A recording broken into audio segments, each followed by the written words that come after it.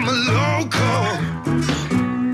Is where I was born and raised, yes. Where I'm a local.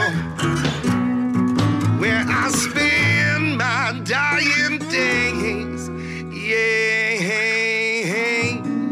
Well, ladies and gentlemen, this is the premiere of the third season of the Snake Pit Podcast, and we are now coming from Black Cloister Brewing Company, located in downtown Toledo. As much as you can picture this, a religious-themed brewery, home of many award-winning beers. They actually just won another national award, bronze medal, for another beer here. But they do have wine and they do have liquor for those of you that don't want to put back the beer. And I'm really excited to start this new format for the podcast and welcome friends of mine that I've got to work with, and we've kind of touched base here and there over the past couple of years, and are really starting to come into fruition. I'm joined by members of Identical Sons in Todd and Andrew. Welcome, you guys. Hey. Thank you. Nice to be here. Yeah, we love it. The new album coming out here for an April release. And it's the first, if I'm not mistaken, the first album to be released from Identical Sons in 4 years. Is that correct? Yeah, absolutely. Yeah. Didn't even think it was ever going to happen at some point. But Isn't that the truth? There's so many things.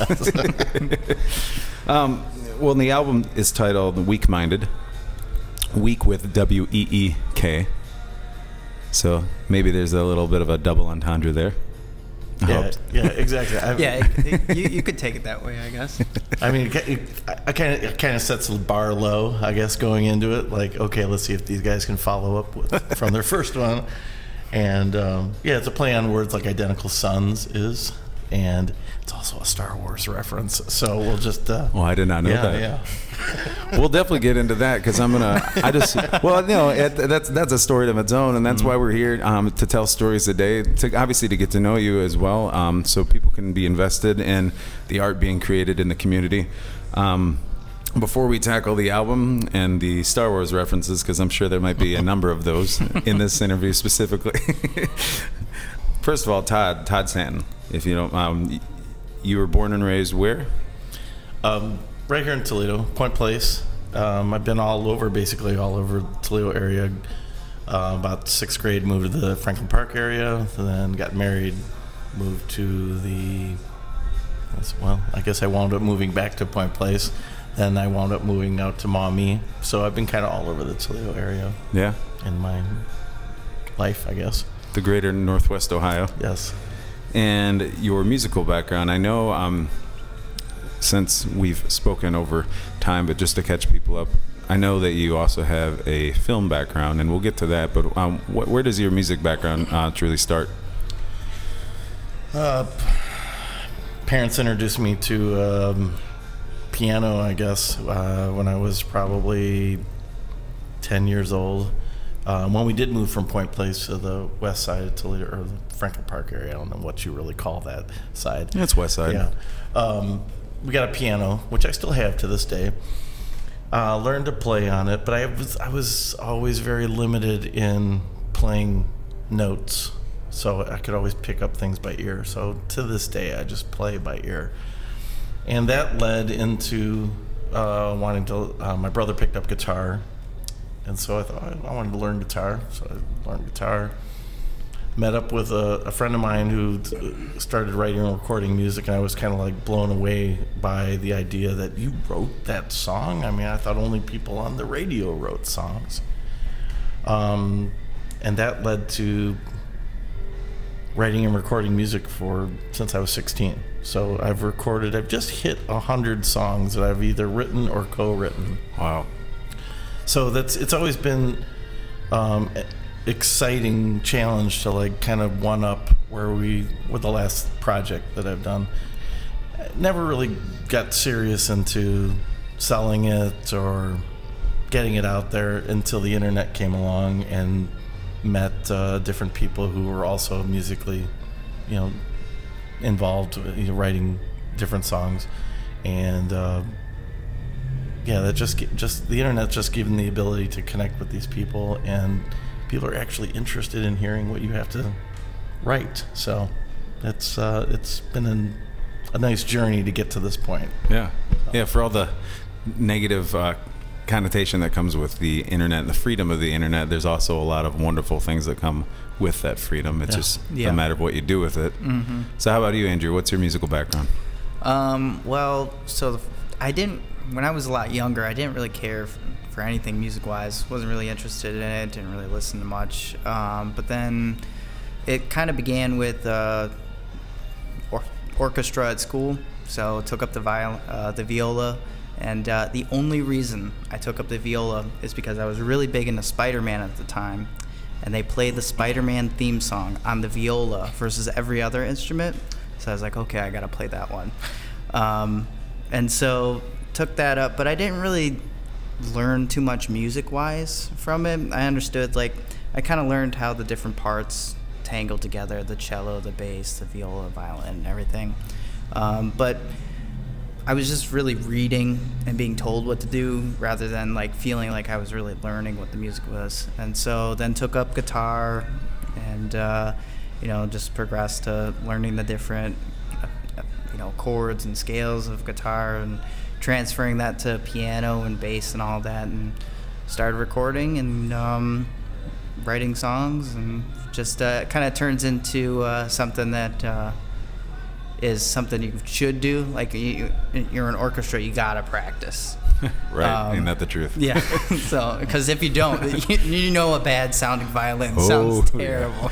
Yeah, it's a lot easier if you got your guitar plugged into an amp and turn on the distortion to get away with that, hitting the wrong notes. Then even a bad note on an acoustic guitar sounds better than a bad note on a violin. That sounds like a dying cat. So, but then it slowly. I remember hearing this before, that someone said like when they would go to the gym, it was turning into something they wanted to do versus like now it became something that was comforting and that they really enjoyed. I've never really gotten to that point of going to the gym, but I kind of feel like that with playing music, that it gets to a point where it's like it becomes this hassle into something that you really enjoy, and it's kind of nice to do.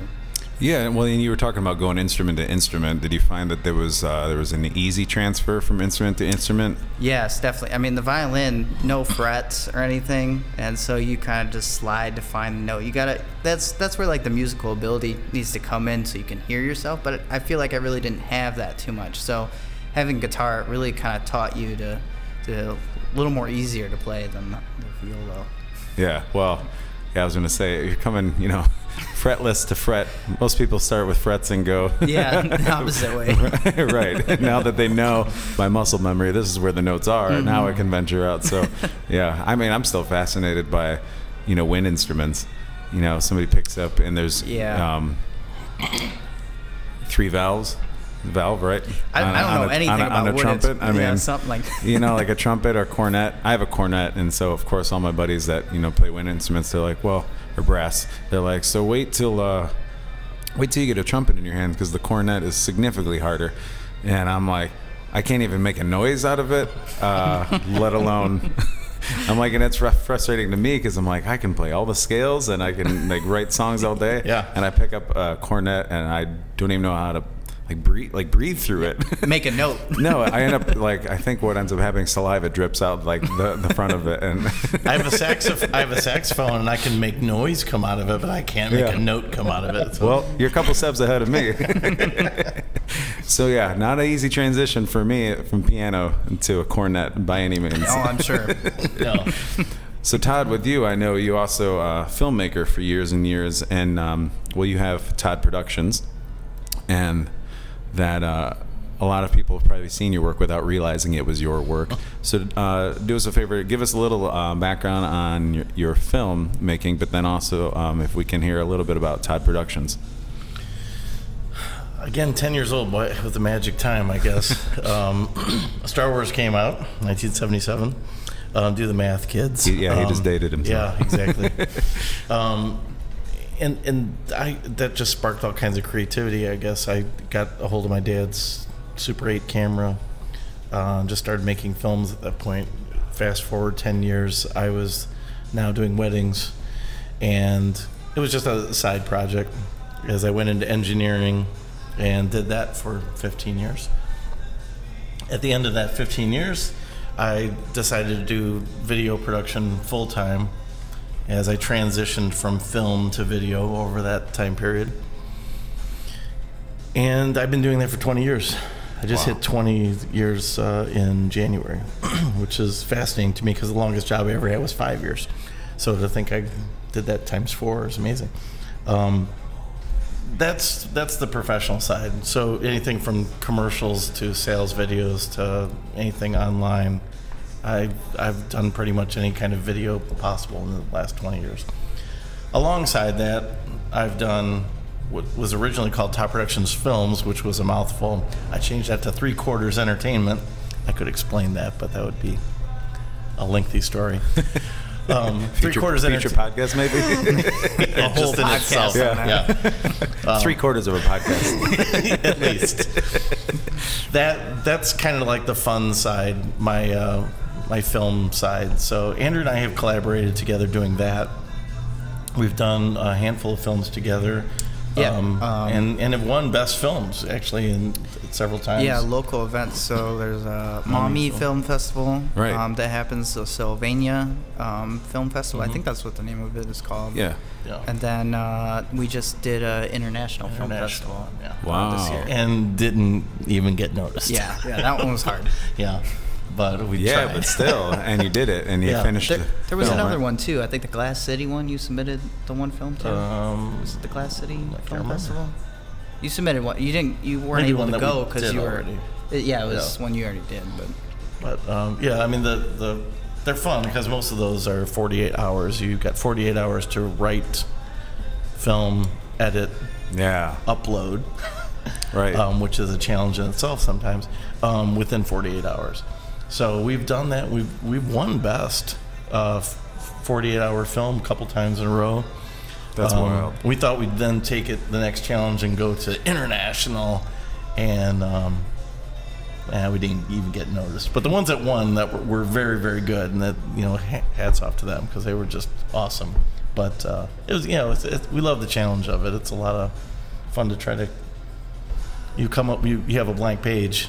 Yeah. And you have a finished film in 48 hours. It's amazing. I mean, anybody that's ever shot anything, let alone then edited anything, or even conceptualized first. I mean, sometimes it's tough to write a 3 or 4 minute song in 48 hours. Let alone, film production is just it's such a beast in its own right, and I mean that's impressive. And part of the challenge is you don't even know what your genre is. So you get here's a surprise. Here's your genre. Yeah, you can't. That's really tough. You can't think about it beforehand. They kind of set restrictions. We try to. You're like, if we get this, we're gonna. But you spend the first 4 or 5 hours the first night, and you're like, what do we do?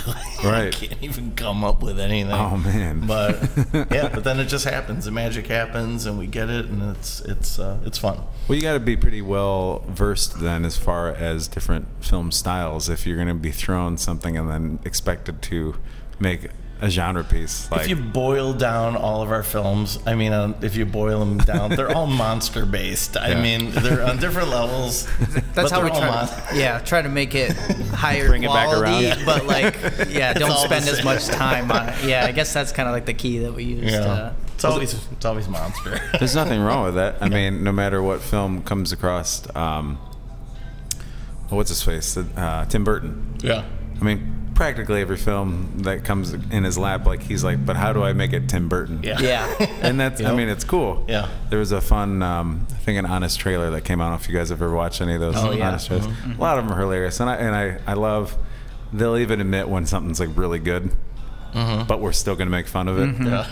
And I think that's such a important part of like comedy in general, like good stand up. Like you should be able to sit there and be made fun of and enjoy being made fun of because you're like, we all have flaws, we all have like and we all have things different about us. perspectives, exactly. right? I mean, so and it's nobody's easy to completely laugh at. right. Yep. So you just got to laugh and be like, oh yeah, I am that, or yeah, my buddy is that.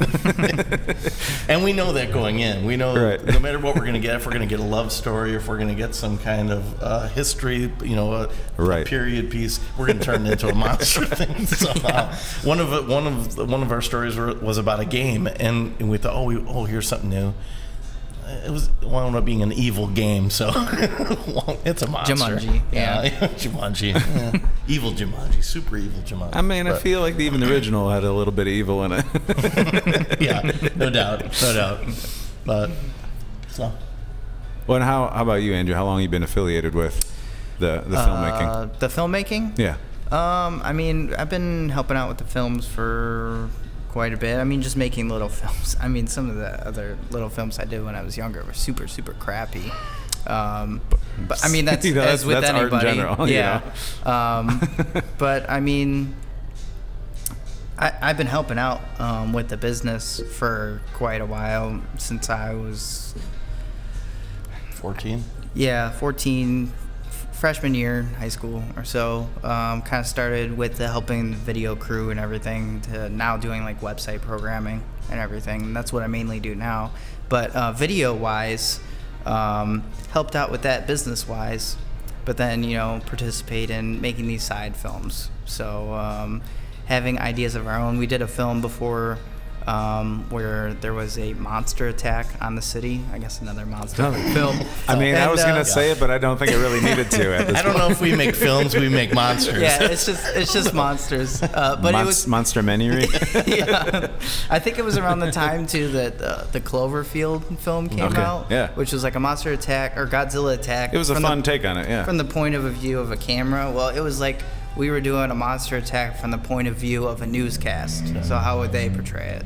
Oh, that's fun. Do you remember the 80s? There was an 80s movie about a nuclear, about terrorist attack. I forget what it was called. It was called Special Bulletin? Something like that. Yeah, Special Bulletin. Came out in the 80s. It was like they prepared everybody because they didn't want it to be another War of the Worlds where people were like freaked out. Right. But it was Same an idea. Evening. Yeah, it was like from the news of here it is. This is a newscast. All of a sudden we're being attacked by a monster. At least they gave everybody a heads up. Yeah. Yeah, I guess. Not like Blair Witch Project that like most of its gross sales like were dependent on the fact that they convinced everybody it was real.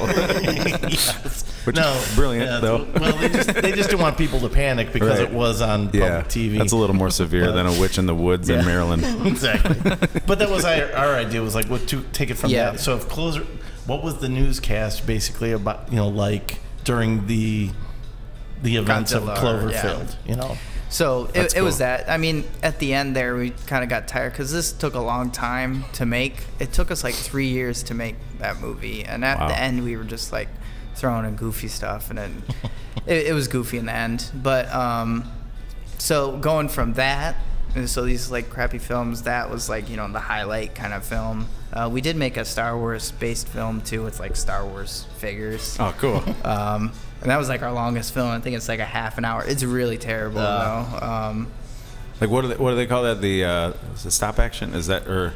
It wasn't even that. It wasn't even that because that was gonna take too long. It was literally with hands. So it was like hands moving figures and voiceovers. I mean, so the beginnings of like Robot Chicken.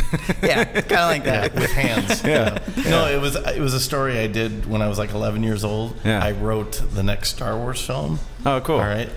No, it's horrible. I knew it was horrible when I was 11. Like my kids are growing up, they're reading it, they're making fun of it, of course, and he says, "Why don't we make a film of this?" So it's got that really raw look to it, deliberate with hands, just because it's supposed to. But it's fun. It was actually we got a lot of people to do voices. And everything. It was a lot of fun. It is still funny to watch, but nothing that I would recommend anybody. I don't want that to be representative of what we do now. So we went from that into like these movie challenges. I remember when the Maumee Film Festival, the first year it was open, it was like make a film in 48 hours. It's like, oh, our last film we did took 3 years to make. Like, how are we going to do it in 48 hours? Right. So it was fun and a challenge and, you know, a rush to do. So. Well, it's cool once you do it because then you can say, man, I guess we don't need 3 years. Yeah, I know. You know, I mean, it's obviously nice to find a balance because you don't want to be forced to do. It's nice to have a deadline. And I think that's kind of like the thing, you know, talking about art-wise. Like, it's good to have restrictions on yourself. Like, you know, even with music, like you have unlimited tracks, unlimited things. You could go on forever. I think our one friend Renee, who's the other member of the band, he said that John Lennon never liked his voice. So like they could have been working on Beatles songs forever and ever because he never got his voice right. Yeah. And so if you have that restriction like that, 48 hours, then you're going to make something. Yeah, imagine what you, yeah, true. Kind of comes out better almost that way. Yeah.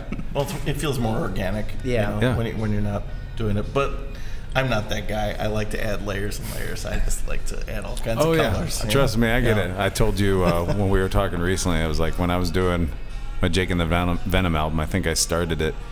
Like, I already had most of the songs written because it was like over 15 some years of songs. Yeah. So everything was already written, and then I start recording, but I'm also not paying for studio time. I'm like, oh. And instead of keep going and recording all the parts, I was also trying to mix and do all the processes every time I added something. So then I'd go back and listen to the entire thing twice. What can we add here? Yep. Listen to it twice, and before you know it, I'm sitting in my boxers, on a day off. Well, it's not a true day off, and it's 8 hours in, and I got half of a song, and I'm like, how'd this happen? The song's been written for 10 years. And you spoil yourself knowing that, the clock's ticking, but all you're losing is time and not money. Yeah. You know? Yeah, exactly. I know quite a few people that, like, we'll record a song. Like, I have friends over all the time. We record a song, it sounds really good the first time you play it live. Oh, it's awesome and everything.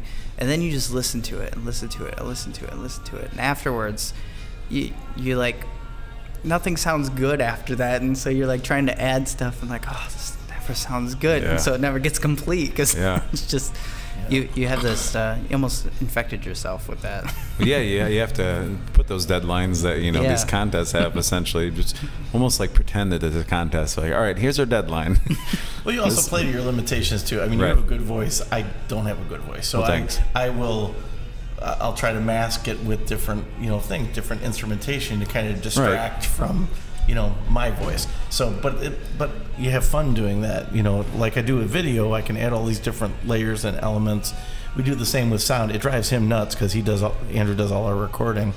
And I'm always like, oh, we need this here. Oh, you know what? We need an extra bass note there. I mean, just you get crazy with what you can do. I love that stuff. I don't go nuts with it because that's just who I am. Right. I'm sure someone pressing the button that goes a little mad sometimes. So you're saying in the studio you're kind of like a backseat driver. I'm backseat, front seat, whatever seat I can get.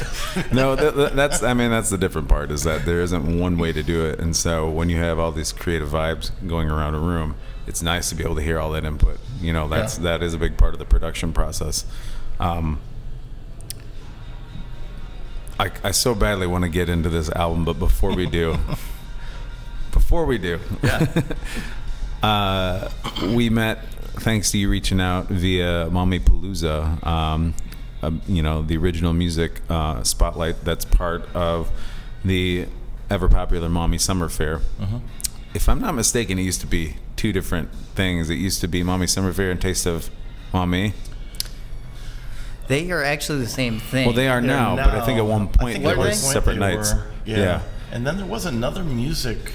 There was something else too. There was a music that my other band played in a long time ago, and that was great. I forget what that was even called. But at this point. I think what happened is that a lot of people, from what I heard, they would go to Taste of Mommy and be like, "This would be great if there's live music." People would go to the live music thing and be like, "This would be great if there's more food." Yeah. It's like, well, you guys already got both of them going. Just put them together. The mommy tent, or the music during the day used to be in front of Saint. Well, there used to be two music stage. So there used to be What's a stage for like St. Paul's, small artists Yeah. and the Mommy Community Band, and it would be on the opposite side of the street. in front of St. Paul's. Yeah. So it was in the parking lot of St. With that Paul's. flame that constantly was burning. No, that's the school. That's Yeah. a little bit I across see what you're talking about. Okay. Yeah, good. so it was a small little tent, and no one knew where it was. I've been living in Mommy for I don't even know how long at this point, but Long enough to forget. Yeah, I never knew there was music during the day. Honestly, they asked me if I would take over it at some point, just from knowing people, and I said sure. So I did the tent the first year, and I was like, why are we doing this stupid tent when we have a stage Empty for the parking lot party at night? What am I missing here? We have an empty stage. We have a sound system. Let's use it. Yeah. Oh yeah, no one thought of it. So it was cool to do that, and it's right when everyone's eating. Right there's the taste of mommy right there. Come and listen to original music. You get to listen to cover bands all the time at night. Let's highlight some of the talent that we have in the Toledo area. So Yeah. that's how that got started. One, I mean, and it's, there's a lot of people that are out during the day, which I know from playing daytime gigs sometimes, which is a wonderful thing. Anyway, they might be out for something different. It's in my experience of playing in bands that have done the nighttime cover band stuff where people are dancing. Most people aren't going to dance when the sun is big and bright on them, even if you're at a nighttime place and the lighting isn't low enough.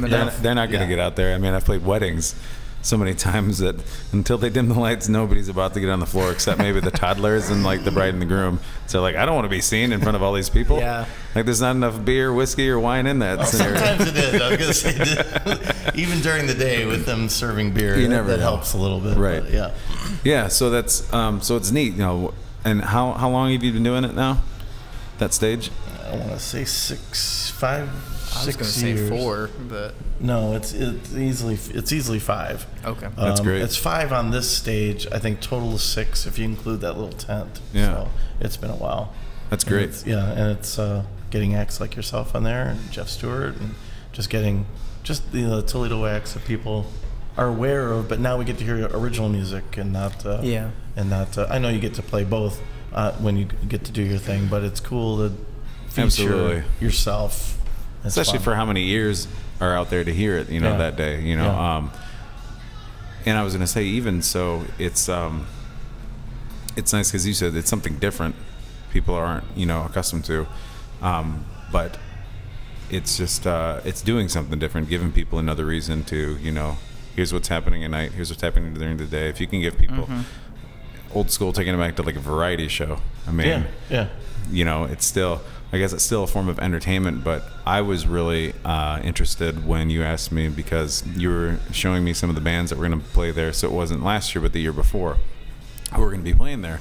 And I had only heard of maybe 1 or 2 of the groups because, as you've told me, Identical Sons doesn't necessarily gig all the time around town. And that's the same for a lot of original acts that don't necessarily want to gig all the time and learn covers. Maybe also don't want to play at Ottawa Tavern till 2 in the morning.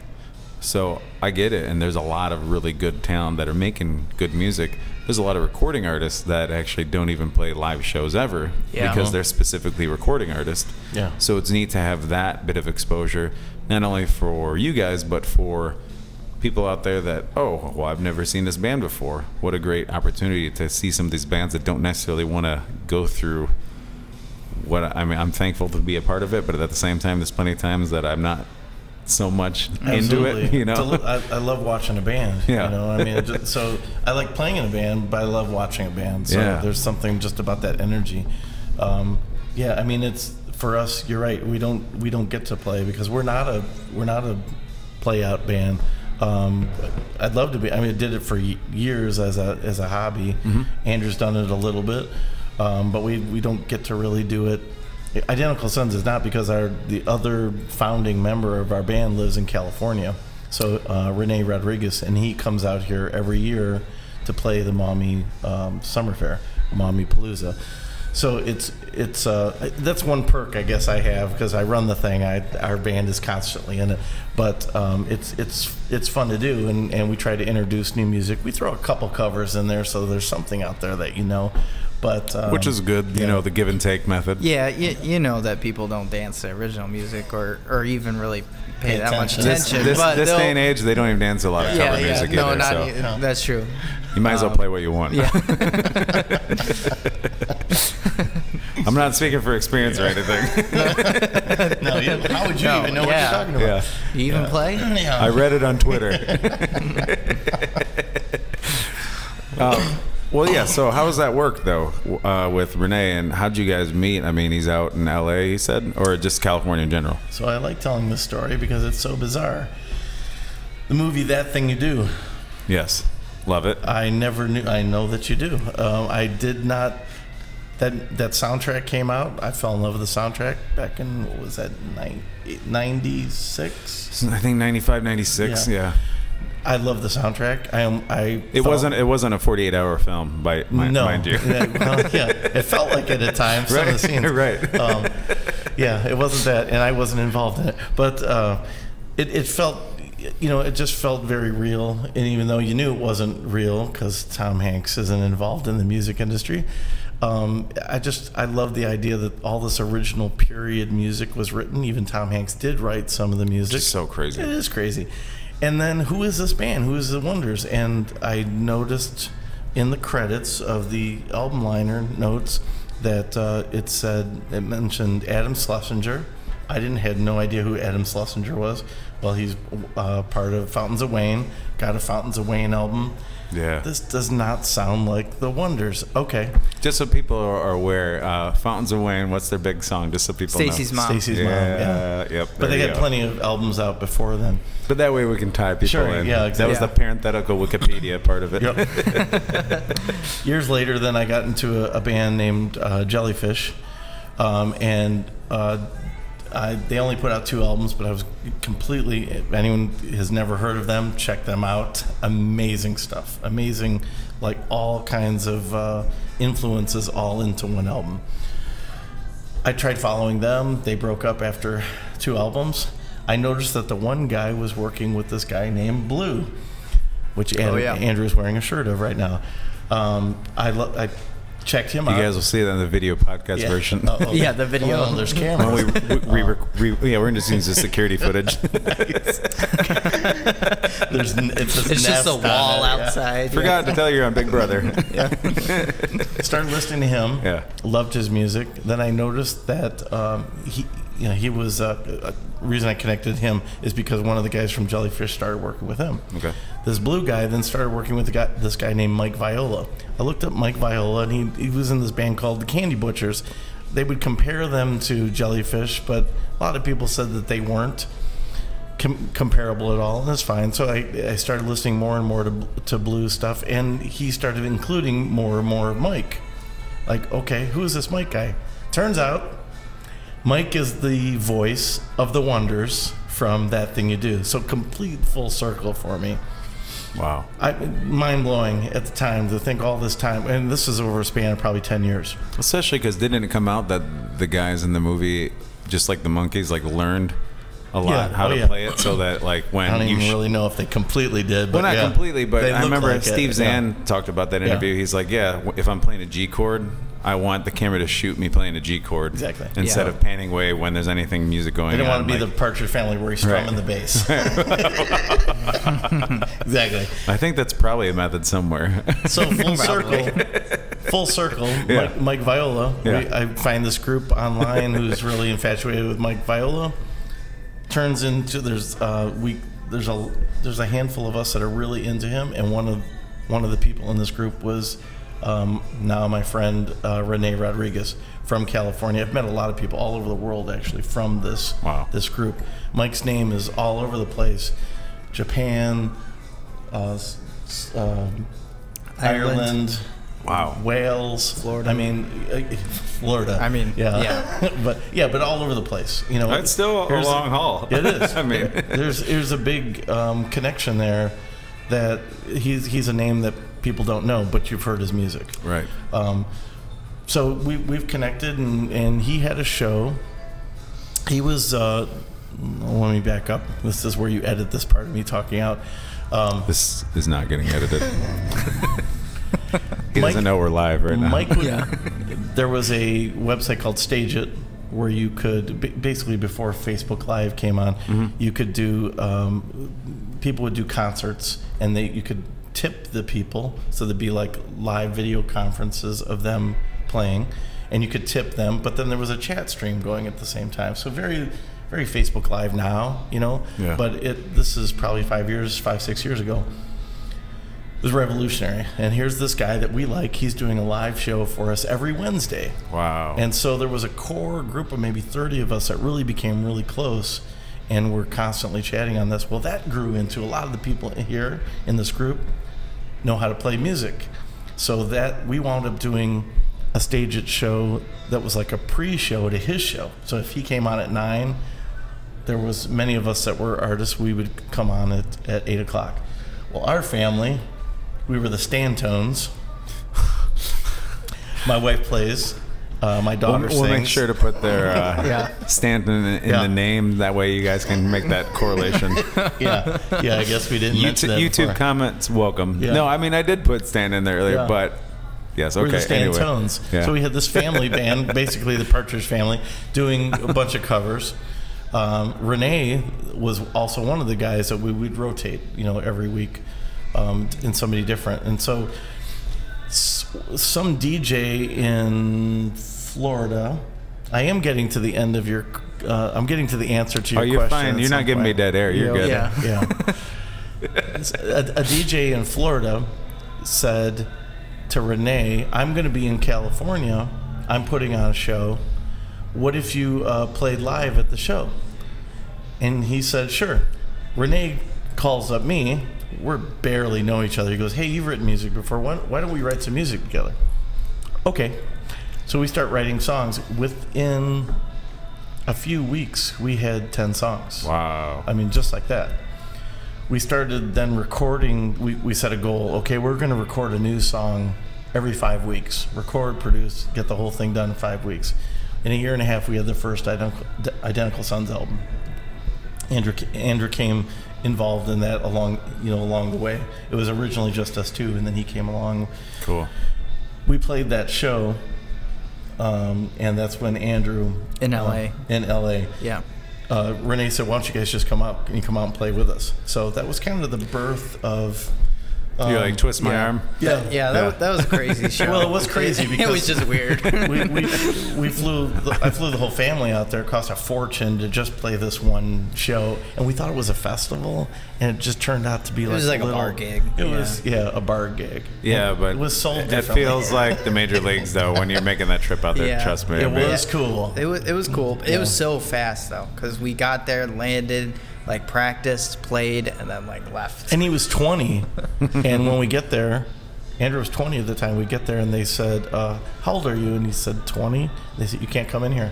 Like, I almost couldn't play it. Oh yeah. and we're like, what do you mean? We just flew 2,000 miles. He has to. So I had to be escorted in, then escorted out when I was done. Yeah. They give you a nice like sticker or like wristband or something. No. X on the hand or Give him a something. balloon. Yeah. Kick me out. No, they escorted him in and out, but we were able to pull off that first show. So it was us three. Wow. And it was fun. We did a pretty good job for pure acoustic show, but it was fun, and it was quite an experience, I guess. Yeah, it was interesting. And so that's a birth of that's how Renee got involved. Yeah. I mean, what a crazy story. It is crazy. So this will be probably my last question before we really get into the album, which is truly such a big part is why we're here. How does that work? I mean, I know you said that Renee comes here for Mommypalooza. Do you guys send stuff back and forth and record that way, or? Talk about the first album. Yeah, I mean, it's been off and on. I mean, the first album there was a lot of Renee would record, and he when he would record, it would mainly be vocals, background vocals, lead vocals. Is this via the internet? Yeah, via the internet. So he would record some night to some track that we put together, send it to us, and then drop it in, or if you need it redone, ask him to redo it. So it'd just be sending back and forth kind of thing. This album was a little bit different because it took so long. He had made a couple trips just here, Wow. either for the summer fair or for something else. And so most of the tracks, I think most of the tracks he was here when we recorded. I think everything was. I don't know about everything, but I think most of them were. I think some of them he did send over the internet, and we just dropped them in. And Renee's big contribution to the album is writing lyrics. And most of the songs are written by myself and Renee. And Andrew's written about a third of them, but cool. And Andrew's been part of ones that we've started. But it's Renee's big strength is lyrical content for songs. He's kind of the real core of the lyrics. He'll tell the story that every time he sends lyrics, I rip them apart, and I just make them fit a little better. But Welcome to the partnership. but Renee's not here to defend himself. He's like listening to this right now. I know, Oh, shaking his why head. is he saying I should have this? cued in the input to get him on the phone. No, Yes. you probably would have done that. Yeah, so but his big strength has been that I would give him, here's just a demo. I have no idea. I may have an idea for a chorus. I have a melody in mind. Num, num, num, num, num. I'm playing on guitar or whatever. Send it to him, and then he comes back with a slew of lyrics. Like, oh, this is great. It's the right collaboration for us. I mean, he's okay with me tearing it apart, and then I'll send it back, and he's like, oh, change this part. Like, I mean, it works perfect.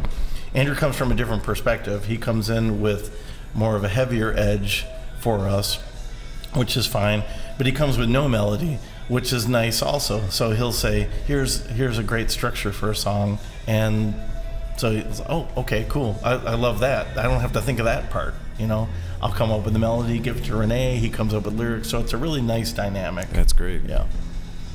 Yeah, I was just gonna say, yeah, I'm more of a music. So if I'm gonna write a demo or a song, I'll write the music. I have no idea words or melody wise for that song. It's all music based. The groove, The sound the of it chorus, yeah. overall. What's the sound Yeah. gonna sound like? Is it gonna sound like a 70s song? Is it gonna be a harder song? Is it a funkier song? What's it gonna sound like? So.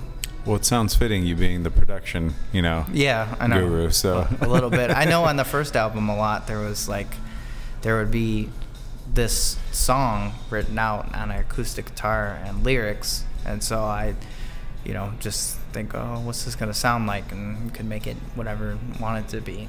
yeah. So. I do want to get a little bit of the history. Obviously, we just kind of got the history of Identical Sons. Did you guys was it ever a thing where like, hey, we should learn some cover songs to kind of feel each other out, or was it right off the bat like, let's write some songs together because we already know what we want to do? It was never a live band scenario. Yeah. It's always been a Make some stuff. basement Yeah. studio. Like I said, I've just hit the 100th song mark. That's just crazy. It is crazy. When I went to go add it up, I thought it was only gonna be like 20, and it's not just.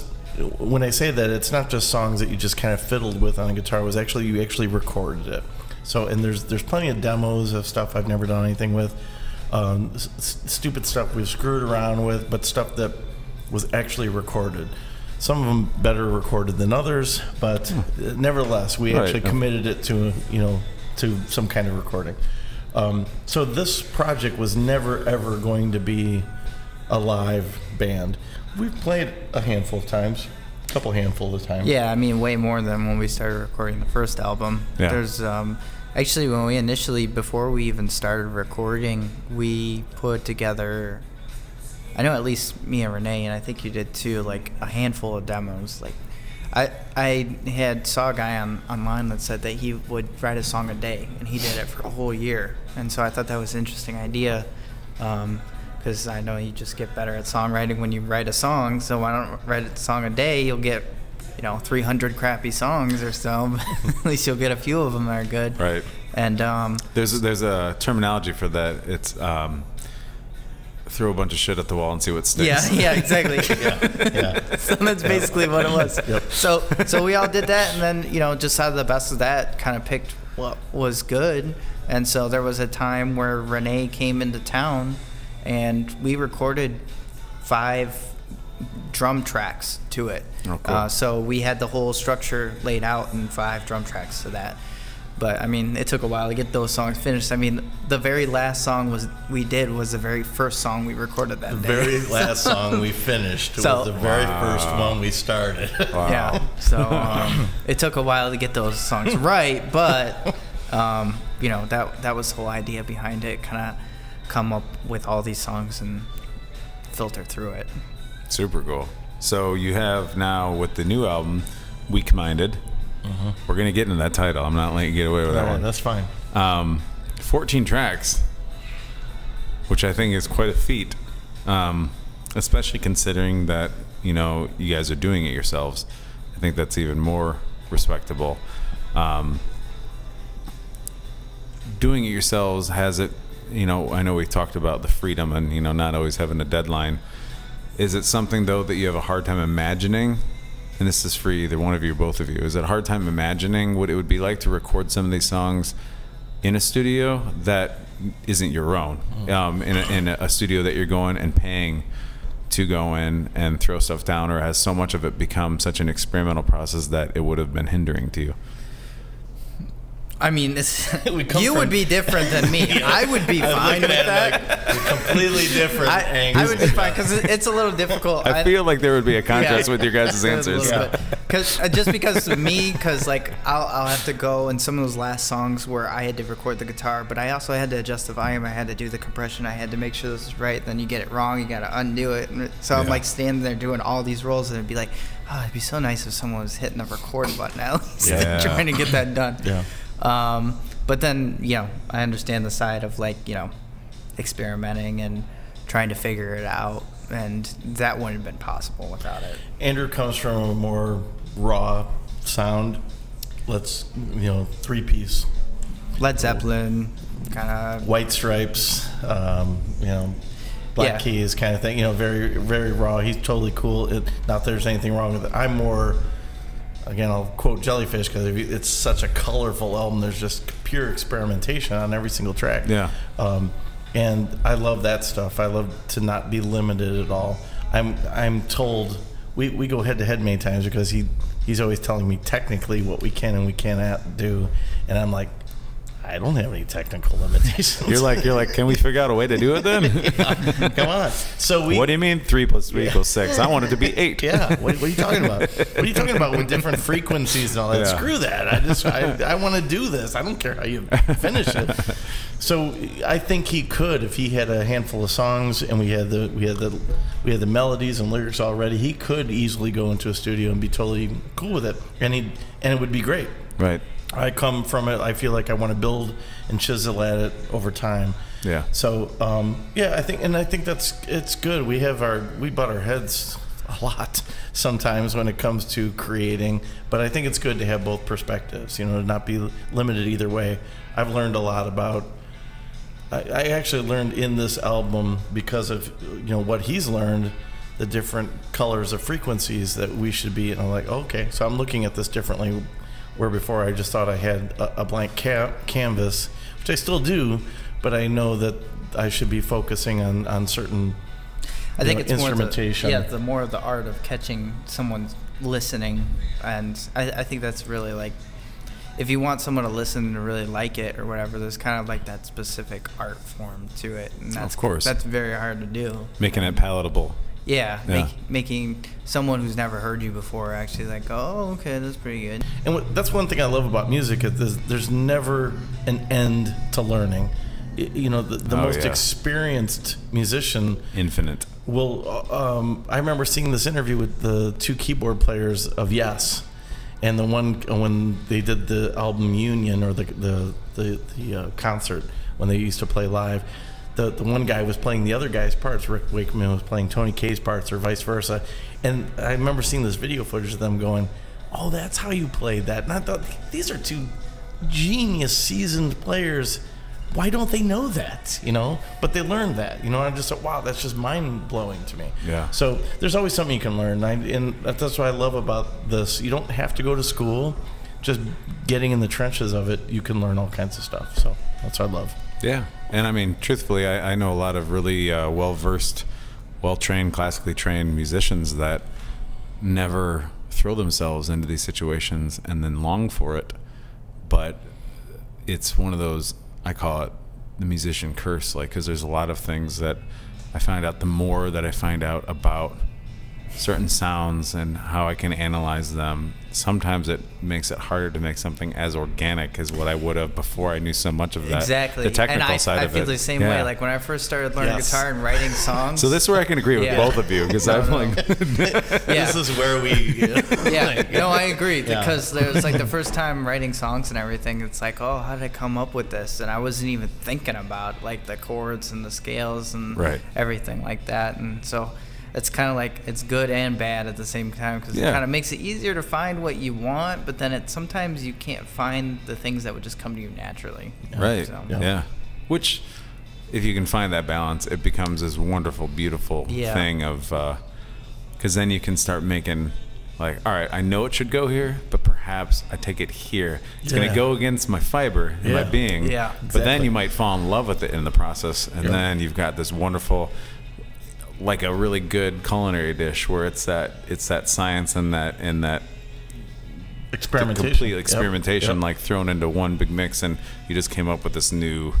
I mean, And you go, I don't know why that works, yeah, but I love it. It's a wonderful solution Yep. in this science experiment. You know? There's so many times when we're just like screwing around. I'm like, that's it. What you just did right there. We weren't Yeah. recording it. No, that note. No, that one. You did another note. It's like finding that. Yeah. That's wonderful. You Yeah. know, it's like there's just something magical about it. And it's cool when you can talk to somebody that perhaps understands the frequencies and the way it's all layered, and then somebody just hears it because they hear it as its organic nature, and then finding that balance. Because again, as you said, Andrew, a lot of it is how do we make it palatable to the average listener if we're trying to get people to listen to it. Yeah. Obviously, you can make whatever sounds and songs about anything you want all day, but if you want to make it something that you can share with people, or perhaps even make a dime on it, obviously you have to figure out ways to make it palatable. I know. I'll get that all the time when I'm playing a show. People be like, so I don't know a lot of the songs that you played, but I really like them after you've played them. And I said, well, then my mission has been accomplished. Yeah, There you that's go. all I'm you like, need. so you heard something you haven't heard before. My fingerprint you has know? been put. Yeah. Exactly. And this is great, because if I was just playing for me, sometimes I wouldn't have any words in it. But like the average listener that walks into a bar, they don't want to hear a 12-minute piano piece that doesn't have Yeah. any words in it, at least in 2019. Yeah. So No, Yep. no. There's like a lot of work just to get to something that's, it may seem really simple, but at least it's good to listen to. It's funny. I have to say this the other day. My wife doesn't know anything like music-wise or anything, and She's listening to this, you know.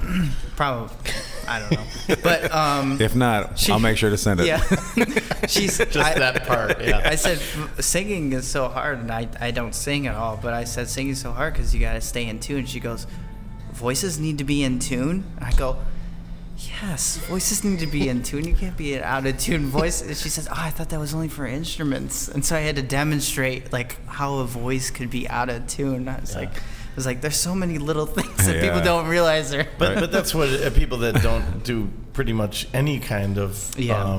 It's a different language. Yeah, It's a different- it is, and you take things for granted, right? You listen Right. to radio and you go, "Oh, they're singing." You don't think of singing as a skill, Right. You know? But it's to It me, truly to is me an is the instrument. hardest Yeah. part of this whole thing. After But- learning other instruments, I realized what a touchy instrument it is, because Yep. I can have influenza and the worst strep throat in the world and still play the hell out of the piano. yeah, And as yeah. long as I had that tuned, Yeah. Yeah. then we're going to be good. There you go. Yeah. But I even have the sniffles or slept wrong, and I wake up and I'm singing and I'm like, man, who did this? Who came up with this? Like, what a wonderful gift, but at the same time, this is awful. yeah, Well, didn't we hear the interview the one time from like Billy Joel or something that said like his voice would have a certain voice range in the morning, but then in the evening he would have a completely different Oh, yeah. voice range Yeah. from that Oh point yeah, on. I call it the 3 to 5 hour morning voice rule. You give me, the first 3 hours that I wake up, I'll sing Johnny Cash like nobody's business. After a wake for 12 hours, I'm gonna struggle to hit some of those low notes. Sure. But Yeah. then Then you're doing Bee Gees. But No? you may as well think I threw on some spandex upon spandex with a jockstrap underneath or something. wow, Oh yeah, we're getting visual. here. multi-layered. Yeah. It's a good thing it's not a video podcast. Yeah, really. Oh, what about that camera Cut there? to that scene. Wait till So- you see this, people. Wait till you see what. Yeah. So let's talk about the album. As we said, it's been 4 years coming, and I'm excited. Obviously, you let me preview it, which I was very thankful for, so we could touch on it. So it is all. I mean, you guys recorded it, played it. I know there were some collaborations on it, right? Some different people that made appearances. I was trying to pay attention to that part of it. Tell us about first some of the collaborations you had on the album, because that's such a big part of recording that I don't think a lot of people realize. Like when even somebody like from Taylor Swift to even Jeff Stewart in town here, there might be anywhere from 20 to 60 people that show up on an album to make those sounds happen. So talk about a little bit of that in this new album entitled Weak Minded. Through the course of internet connectivity and making connections, I wound up doing. There was a guy in, God, I don't even know where he's from. It's pretty sad. He did some pretty cool albums where he took indie artists of today playing songs of like light rock. And so he did a whole album of light rock with indie artists today. Then he did in the 80s. He's gonna kill me that I can't even remember. He's in Oregon. Is he in Oregon? Oh, Portland. okay. All right. State or Ohio? State. No, state. Yeah. Oh, wow. Portland, Cool. I think. Yeah. Wow. Adam. Why can't I think? Please edit this part. It's Curry. Andrew Curry. Andrew Curry. I'm actually going to repeat this part and auto-tune it. So Yes. bad. So Andrew bad. So Curry. embarrassed. Andrew Curry. Go viral. Andrew Curry put this album. He did the '70s one, and so he knew that Mike Viola was on that as one of the guests. I can't remember what song he did. Doesn't matter, but it was great. Andrew Curry reached out to me through that same group and said, "Hey, would you do a video?" So I did a video like the old K-Tel records. K-Tel presents. You got all these artists. Absolutely, yeah. And it was a lot of fun to do. Through that, though, we did like an expanded version, and I got to interview all the different artists that were on this album. One of them was an artist named David Muir. David's from Sweden, but he was actually he had a career with a band called the Merrymakers, and they traveled all over the place. They were on many late night talk shows, toured the States. Great band. They had a connection to some of the other groups I brought up before too, so it was really cool. So I got to talk to David, and we've become really good friends. I've done some music videos for him, and so he willingly wanted to be on this album. I sent him a track, and I said, "Hey, could you just sing some background on this?" And he said, "Oh, I'd love to do it." He did 12-string guitar. He did piano. He did acoustic guitar. Piano that sounded like the Bee Gees because he's a big Bee Gees No, fan, right? no, ABBA. It was ABBA, more of that's a- right. Yeah, ABBA. ABBA. Sorry. Yeah. Which, I mean, mind you, had some pretty awesome chops. Yeah. ABBA, I mean, Yeah. all things considered, not my cup of tea, but I go back and listen to some of these songs, I'm like, structurally, that was some pretty awesome. Structurally, yeah, absolutely. Pretty He- awesome. Oddly, he plays in an ABBA tribute band. Yeah, he does. Super cool. He plays Bjorn or whatever, the piano player. Yeah. He actually, when I got the tracks from him, it was like ABBA Piano or whatever was the title of the track. Yeah, that he yeah. had sent along. ABBA piano. I love it. I love it. Yeah, so he did that for me. And it sounds so you can hear his, and then he did the background vocals on the kind of the counterpoint chorus line. cool. You can hear him in there. Yeah, Beach Boys kind of vocals. Yeah, beautiful. It blew me away. He sent like 8 tracks. Wow. Just crazy. And this was all via bartering, old school style? Like you made him a video and he was willing to do this? Or is there, But it was more we become friends. I didn't know. I mean, yeah. that's what I was. I didn't know because I mean, I know some session artists. I mean, even if they're not session artists around the clock, a lot of guys that you'll talk to, gals, they'll be like, this is what I charge. Other people are more than happy to be like, hey, Absolutely. I'll help you out now. You help me out later, whichever way possible. Yeah, no doubt. I mean, it probably on paper would have looked that way, but we've become, good friends, and we have a lot of, commonalities in music, and Cool. so there's a whole history I have with David over the last 4 or 5 years that he's done a lot of stuff for me. I've done a lot of stuff for him. So That's great. I don't know, I'll have to share with you the 10-year album I did for my wife sometime. That's really cool. Oh, awesome. He did. But so yeah, there was that. Then there's a guy in Wales. His name is Christian Phillips. This guy is amazing. He has so many connections to the music that we love. He's either interacted with them, produced them, just been involved somehow on a production level in whatever they're doing. he's from Wales, and he is sent to California, Las Vegas many times to produce live shows. And he plays in the Eagles tribute band that travels all over the UK. Oh, wow. If I'm saying that right, because I'm not very good geography-wise. UK is the United Kingdom. There you go. It would make sense since he's from there, right? There you go. See? Connect the dots. Yeah. Which is odd. We're not messing with you, I promise. It's the Eagles, an American band, right? But it's this big traveling band in the UK. And he sings, if you look him up there, they're the Illegal Eagles. And he's one of the bald guys on there. I'm sure he'd love me saying that. But beautiful if we know voice. who he is, now he will love it. Beautiful voice. Yeah. And then he also is the mastermind behind a band called the Sonic Executive Sessions. Okay.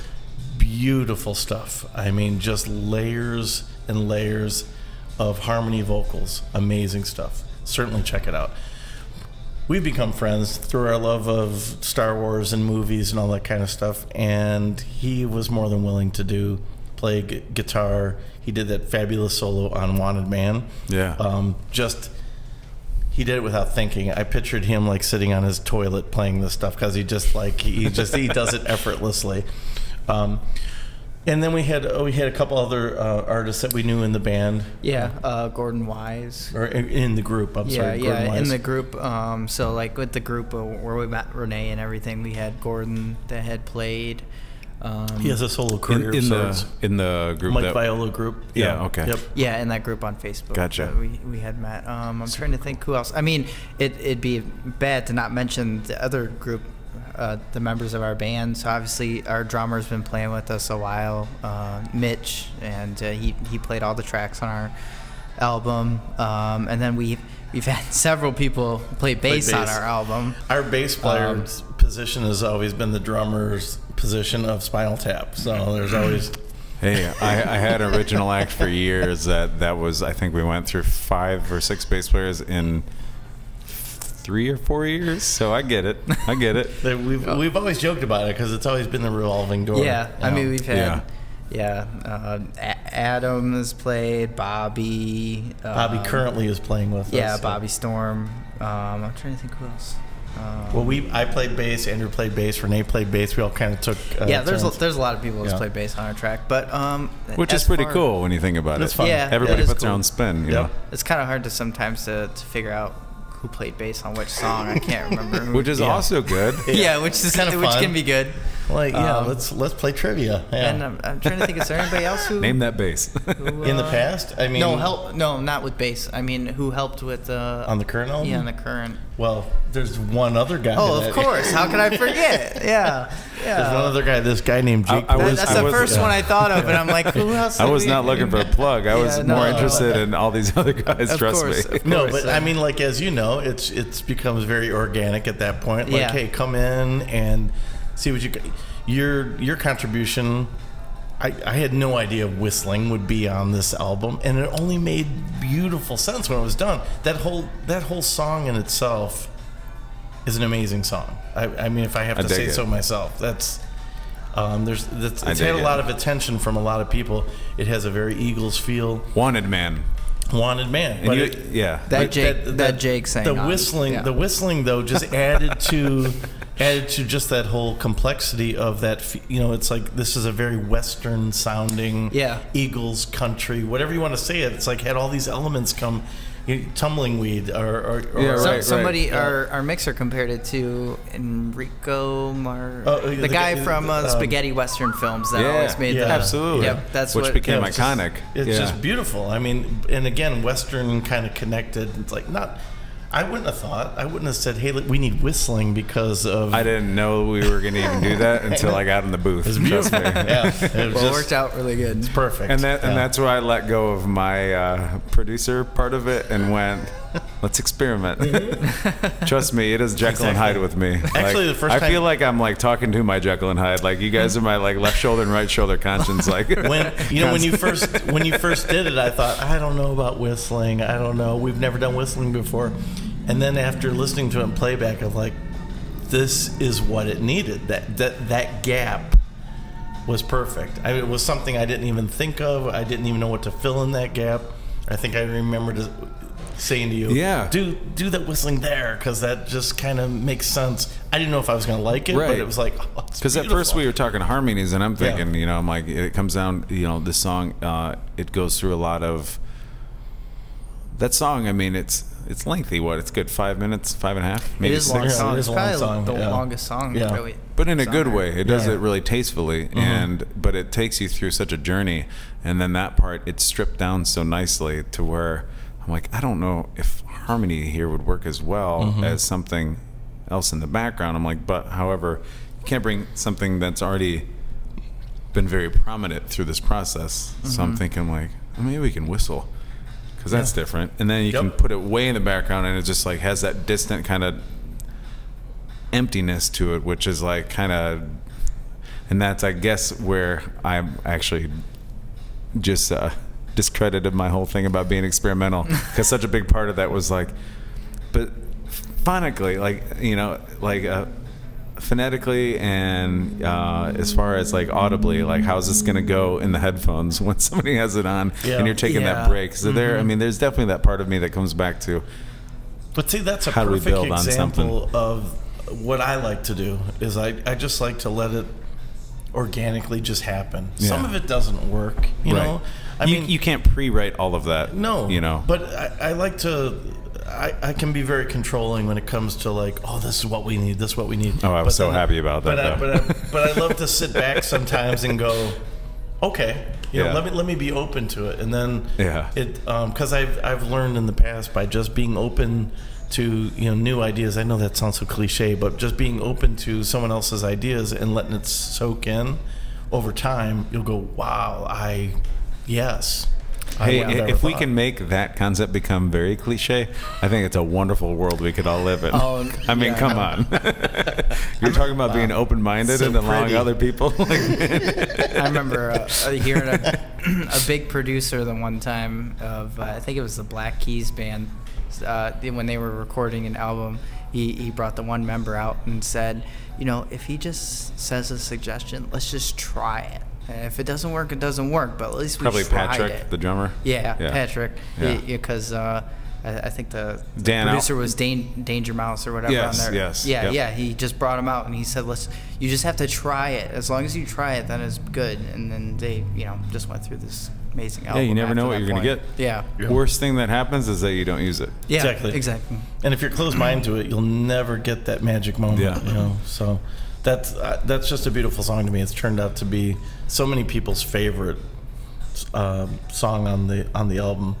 And It's a strong song, but I will say, because I'm going through and I'm listening probably for the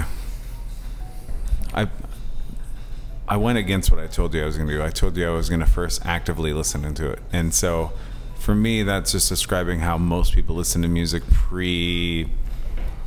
I don't know, when vinyl is not in its resurgence now, but like when vinyl was the be-all end-all of the medium of music. People went out, they bought a vinyl, they sat there and they listened to it, and that was their Netflix and chill. yeah, They Yep. vinyled and smoked Yep. sometimes. Yep, yeah, whatever. I mean, it was just and the you just wallpaper you just of sink their, into yep, it, yep, and yep. it's the neatest thing. My wife and I just did that the other night. She wanted me to hear this new album of a band that she's been following from New Zealand since before she knew me. She's like, "Do you mind just drinking some red wine and putting on a fire Beautiful. and listening to an album?" And I said, please, why aren't we doing this more often? Yeah. Like, I'm like, think about this, because the album I think was like 33 minutes long for like 10 songs. Mind you, these are short songs, but the guy just had a shorter story to tell in those songs, and he was just like, yeah. I'm like, let's do that, and we can talk about it afterwards. It's And a great experience. Yeah. My wife and I have done that with. I introduced Radiohead's OK Computer to her. There you She go. comes from a classical background, never really grew up with any pop music, rock, or anything. Right. Like, you got to hear this album. You're gonna hate it when you first hear it, but I want you to hear it. And just sitting there drinking and listening to this music, Taking it in. Oh, it makes a big impression on me. And there's one song on there. exit music for a film. Yeah, beautiful. She's like, this is the worst song I have ever heard. I'm like, this is the most beautiful song you've ever heard. Now, she loves that song. Where she got she's an orchestra teacher, orchestra director for her school. Yeah. She got her kids to play that song. I mean, that's Well, where think that about the evolved. way that song moves to it. That one point where it's like, and it starts to get diminished, And it's all- and it's very classical. It's very baroque. Yep. More than It's an amazing song. It's neat when you can find that. Well, that's what we did. So I told you I was going to actively listen first when I tackled Weak Minded, and then I didn't. I was like, you know what? I was having a really busy week, and I was like, I need to start listening. So I put it in the car. Yeah. Well, it had been probably a couple months since I listened to anything in my car that wasn't a podcast, because I just got into the habit. I'm like, when I'm driving, I told you before that going for a long ride, I want to hear this conversation. I listen to pro wrestling podcasts because I'm a nerd, and that's something that is my Star Wars. Sure, yeah. So, That's cool. That's cool. Yeah. And so I was just so excited to put on the album, but then I'm like, man, this is definitely, I was really having fun with it, but I'm like, I need to do some active listening because I was enjoying it, but I was like, I can't imagine how much I can enjoy it if I can actually sit down and really take it in. So then I did it once earlier in the week, and then I did it this morning before we could sit down and really talk about it, and it was quite a cool journey, song to song. And I know some artists really sit down and really hash that out as far as where do we put the songs in the set list, essentially. I mean, it's like making a set list, but this set list is permanent. Yeah. It's not like you can do this night at this bar and then do it this night in a different way at another bar. How long of a process, and I doubt with you guys, because a lot of what you guys do is very calculated, which I very much appreciate. How much of it, or should I say, how long and how stressful was the process of picking out the set list of what is now your album? That's all him, because I wasn't involved. I just did the songs. And he was involved. He's from the Spotify generation, right? So it's like I can pick and choose whatever I want. Right. I'm from the album generation. I know how important that is. Yeah. I agonized over it. Even when I listen to it now, I put the album on random. I'm like, ooh, I like the way that came out of that one. Yeah. Because there's so many colors on that album. That can be maddening, by the way. It is maddening. But he's like, yep. Yeah, well, I'd run the album past Andrew and Renee, like, hey, this is what I think the set list is, and they're like, yeah, okay, that sounds good. And then they're like, no, this is what like I kept changing it because it just had to flow right, and I still feel it isn't perfect, but there's never going to be the perfect solution to that because the genres of music are all over the place. There's a couple things I even told them that I wish we would have done differently leading into going from one song to the next. But at some point I have to throw my hands up and say, okay, it is what it is. But yes, that was probably one of the most agonizing post projects to do. To pick that. Because it's Weak-Minded, we came up with that title. I can evolve on that if you want me to, but no, that's a perfect segue. Are you kidding me? It starts with a Saving It Up for Sunday song. Yes. It ends with Saturday Night Dream, and we have a song in the middle called Halfway There. So you could look at this. We have 14 songs, so that works out perfect. Is Bringing it 2 back weeks? the concept album. Is it 2 weeks? Is it AM PM? It just I love the idea of it. We had a week there and we had 14 songs. That's 2 weeks. Someone even brought up, one of our DJ friends said, hey, you guys have 2 weeks there. Okay. And so the line from Star Wars, the Force can have a strong influence on the weak-minded, which is pretty cool because that means the Force is involved in our album, Weak-Minded. So there you go. It's Weak-Minded. I thought had kind of like I said before, it sounds like we've lowered the bar going into it. It's a play on words like our Identical Sons is. And Identical Sons is really a Star Wars reference because there's two sons, like the twin sons. We were originally going to call ourselves Twin Sons, but there's like 14,000 bands out there called Twin Sons. and we wrestled with trying to find another idea, and Identical popped up. So there's Star Wars reference there. We even have the two suns in our logo, if you've ever noticed, in Identical and Suns. I picked up on that. I didn't realize, though, until now it was a Star Wars and reference. It's in the same. However, I feel like a terrible journalist by not at least that's all right. It's one of those understanding after I've seen your collection that it was going to be yeah, well, that's a whole other thing. And then I hired an artist, a friend of mine, Tony Schmenk, who did the artwork for Weak Minded, and he came up with this great idea of the brain, and I just thought, that's wonderful. Cool. Yeah. And then he put the two different landscape shots behind the left and right brain, and I said, that's cool. He goes, did you notice that the suns in each were in the same location as your logo? Oh my God, I'm in love. That's when you melted. Like, yeah, this is great. So, yeah, I mean, it's just, it's just cool to have creative people around and just, kind of be on board with the concept that we're kind of going with here. Creates that vibe, Yeah. So I know everybody has a different plan of attack. So I told you before, I'm in the process of recording some of my own. I'm going to release it in probably 4 songs at a time to make a total of 12 songs. Mm-hmm. Almost like 3 EPs that aren't really EPs. Ben Folds did that. He released 3 albums and never was actually released as a full album, but the three EPs actually equal an album, which is really cool. And it's such a strange time too with the presence of digital, like with Spotify, as you said, and Apple Music. And for those of you listening, if you truly want to support local artists and you don't necessarily have the money to put forth, please listen to us on Spotify and Apple Music. We get paid about, I think, 1/10 or like 100th of a penny per play. So it's kind of preposterous. Yeah. But if you want to support us and you don't have the money to do it, you can at least share any posts that any of these local artists make. You can spread the word, because perhaps somebody that you spread the word to will help spread the awareness, and then maybe somebody we'll get a whole $1. A full $1 at that point, or maybe you get enough people that go, hey, I am going to buy this album. I mean, I'm a subscriber to Apple Music myself.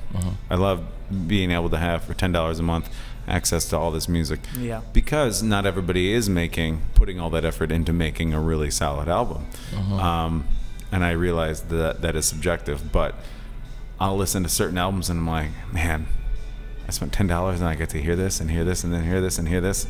When I really enjoy an album, I'm still going to go onto the iTunes store then and buy it if I can't go onto that person's website and buy it directly from them. Depends on the label too, because I realize some labels, don't even show the performer how much they're really getting. So, and that's another thing too, like independent promotion, and how is that, in relation to you guys? Like how does it work as far as how many different avenues have you explored as far as putting your music out there via streaming, or where you've sold it, if you've gone to like record stores, if you've gone, just selling it at, if you don't play a lot of shows, how do you put it out there to try to get in people's ears? Well, we're having our CD produced by Disc Masters, and one of their packages puts you on Apple Music, Amazon. The digital distribution package, right? Yes. Yeah, it's exactly. Wonderful. Well worth it. Exactly. So, I mean, to not have to deal with any of that. So that's out there. And our first album is already on those streaming platforms as well. Yep. Yeah, that's like Amazon, Apple, Spotify, plus like 100 that I've never heard of. But somebody somewhere has something silly like that. Exactly. Yeah. Which is great. Rhapsody, I think, is still in the mix. There's so many that it's hard to keep up with. That's a lot of legwork, so it's well worth that. Yeah, for someone else to do it, absolutely. So it's out there. And then they set up all the stores and all that kind of stuff for you. So that's great. So we know we're never going to make money at this, but we do feel like we have fun doing this, and we just want to. Many times we feel like I think I said this to you before, dude. I feel like we're the little guy looking through the window of the big boys out there. We're never going to be rock stars. We understand that, but we do feel like we love music enough to say, hey, we want to produce something that sounds similar in the vein that maybe you like, or this is what we like, and we're trying to do something very similar. And we're, our collective band of, guys associated with us are very talented. So it's nice to put something together that we feel that somebody hopefully will enjoy. And, the initial reviews of our album so far, it was really just released, or the pre-order was just released this week. Yes. What was the date of the pre-order, if you don't mind? We don't have it yet. It all depends on when the actual CDs arrive. Oh, no, of the pre-order. When was the pre-order released? It just happened Tuesday. So it's... so Tuesday the 26th of March, yes. Yep, so it's out there. You can pre-order it now. We have a couple different packages out there too. If you want to have our logo on your shirt, that'll be awesome too. We have. What do people get if they get a tattoo of your logo? They'll They get a get good pride. high. Yeah, Very happy pride. That they have that. Maybe buy them a couple drinks at the Black Cloister. There you go. Yeah. Let's bring all this together here. Yeah. Hey, if they do that, that's awesome. Yeah. We'll come out and we'll. Well, now that you described the design with the identical sons, I mean, I think you might have some takers. Yeah. Andrew will play guitar. We're local, so sorry Renee can't fly out here. We can get you guys at Fantasticon when they come back in town, at least, because we can at least have this tie-in. Yeah. So. Yeah, exactly. That'd be cool. Yeah. Andrew's like, what do I say? I'm not sure what to say to that. I guess whatever you want. Right. No, I do enjoy the variety. You were talking of the album, and I think people enjoy that in general because it's one of those things that I always have a hard time when somebody interviews me and they're like, "Who do you sound like?" And I'm like, I sound like Jake Paluski. I mean, clearly I sound like a big kaleidoscope of influences I've heard over the years, and my sister and I recently spoke about it. She's like, I've always loved Lady Gaga. She's like, when she steps out of her element and really does, and she was Lady Gaga, NYU student and classically trained pianist and fantastic, and she's done really awesome things recently. And I'm like, yeah, it's super respectable. I'm like, people are going to forget about the meat dress when it comes to her and Bradley Cooper singing on the stage. And it's like, she, I think, realized the way the industry was working that if I want to get famous doing this, I should put on some meat in the form of a dress and make pop tunes with these producers' club beats and stuff. And then I can do what I want to do. Not a lot of us are really willing to go through all that time Andrew and did energy. it for a while. I talked him out of it. So my meat suit. Yeah. Well, I feel he wore his asparagus dress. It's just like, come on, Andrew. It just doesn't. Green. Come on. Walking Taco just took a new turn. Walking Taco. Yeah. So it's cool to see people like that doing that stuff, but it's not for everybody. And people all the time say to me, and I've talked about this with other artists on here, is that they'll go be like, "Man, you got a great voice. You write great songs. Go out for American Idol." And I was like, "You do realize that's a reality television show? It's kind of a completely different. I get it all the time too. I don't have children." I'm told all the time I am really good with kids, so I should be a father. And I was like, well, I made a really good meal last night. Should I open up a restaurant? There's that disconnect. There's limits. There's a disconnect. Yeah. And I think a big part of what's important about talking to guys like you is that we can kind of bring people in on the world that we live in that's very different from the world that they might live in. And it'd be great to talk with them about the world of accounting that they might live in and figure out how it's not just crunching numbers, even though I have a lot of accountant friends, and they're like, yeah it's pretty much crunching numbers. There's a show for you. Yeah. That'll definitely be a video podcast. I'm sure that will be a hit. Yeah, that'll be awesome. But it's a matter of having conversation and sitting down with people and being able to promote each other. And I keep telling people over and over again, cross-promotion is the biggest key for the fact that, you guys are doing something that is in the art culture, and the art culture doesn't typically have dollar signs on it, as you've already admitted. Yeah. I know it, and for some reason I'm still tackling it as if it does. But it's one of those things that I realize you put, instead of your eggs in one basket, you try to make a lot of eggs. No baby reference there. You try to put as many eggs in as many baskets as you can possible. And then, you see you know, what sticks, like you were talking about with making sounds earlier, making songs. And it's a really cool experience. And more importantly, just like this, when we do these podcasts, you get to sit down and actually really have true conversation with people. And I think we've lost that over the years in the advent of social media. There's many good things that can come from it. I think we lose a lot of that real conversation. Or when my wife asked me to sit down and listen to this new album that she was really into for 33 minutes, and I was like, really? I was like, this is wonderful, because how many people binge watch 42-minute episodes of some show that are probably expertly done? Because I'm also a film nerd, and I'm like, of course, like, yeah, this was really well done. Yep. 42 minutes, but in this case it was, I think, 33 minutes for this guy's, you know, album we listened to. I was like, and we're listening to could be somebody's life work if, you know, they never had the opportunity to do this. Who was it, by the way? His first name was Finn. I can't remember his last name, but it was the band The Veils. Okay. Veils. Okay. Check him out. The Veils are solid. I'll send you guys the link. Yeah. Really okay. good. Really melancholic. You know, there was obviously elements of.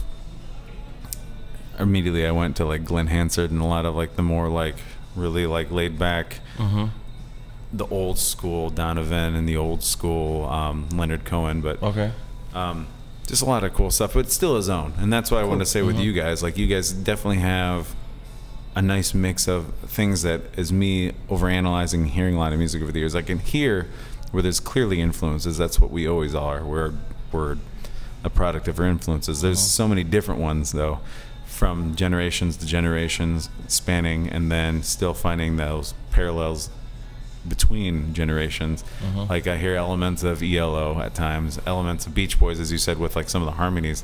Sometimes I hear a song that's like has nothing to do with any of that, but there's little elements that I pick up and go, ooh, yeah. Obviously, before we even did this song together, you're like, hey, you know, we're kind of going for an Eagles vibe just as like a tribute. And I think that's really impressive when you can tackle that. Yeah. And how do you actually...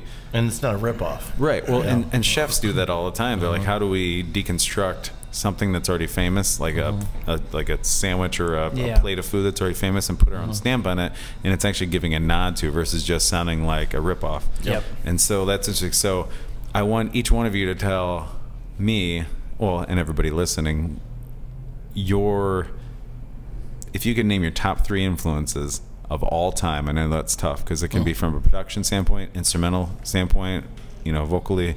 You can name your top 3 at least, even not of all time, but what you kind of felt like going into this album. Sometimes it can even be something you saw in a movie. It doesn't even have to be with music. Do we cut out the Beatles? Because that just seems to be the stereotypical answer. They're just take anytime that right I say, I'm like, anytime I hear the Beatles is like a solid answer. Yeah, I mean, you have to. It's too diverse, though. It's because too easy when you answer. start listening to their influences, you're like, oh, that's where that came from. and that's a rabbit hole to go down. Yeah, for sure. Yeah, there's so many. We'll have the world's longest podcast, like Guinness Book of World Records. We'll go down that rabbit hole, and like it'll be like 3,000 degrees of the Beatles, like 6 degrees of Kevin Bacon or 7 degrees. Totally. It'll be like 30,000 degrees of the Beatles. So cut off. So we don't include Beatles. Right. In our Don't answer. include Beatles unless we're talking about solo careers. Yeah, that's a fair game. Gotcha. Right. So this album you're talking this about. album in specific, I think, would be easier than saying your entire life, because like this is more focused in the past. Excluding the first album is what you're saying. Yeah, this one specifically, Weak-Minded. Yep. Let me think. Well, I think that I listened to a lot of the harder rock songs on the album, and everything was very 90s alternative influenced. We talking early, mid, or late 90s? There's very specific differences there. Segmented. Alice in Chains and Soundgarden in particular. All right. I know specifically there was a couple of references Seattle-esque. from the Seattle-esque. So that there's a indie group that's kind of like clumped in. It's just one kind of thing. There's a group called Real Estate. It's an indie group. Okay. Really liked them. I think there was some influence from there. to think about a third one. Sometimes it's just tripping on a sound, like while you're making an album, that you go, "Oh, this could kind of work." Yeah, no, definitely that. I mean, I was gonna say Foo Fighters for you, but that Yeah, seemed it to be wasn't like too. a gimme also. Yeah, that wasn't. It wasn't too much of like a huge one. I'm trying to think of like bands I was really listening to. Like bands I was really listening to during the time kind of affected the way that some of the songs had turned out.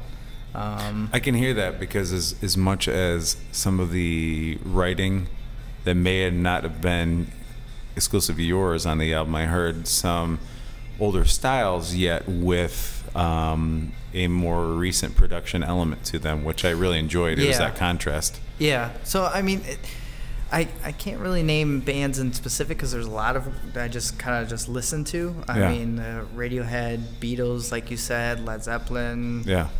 All the kind of garage rock, White The very Stripes, raw, Black. not over compressed, and typically not overproduced in the regards of like, let's make it sound like they might be playing in the room, either with that we're sitting in or the room next to us. Yep.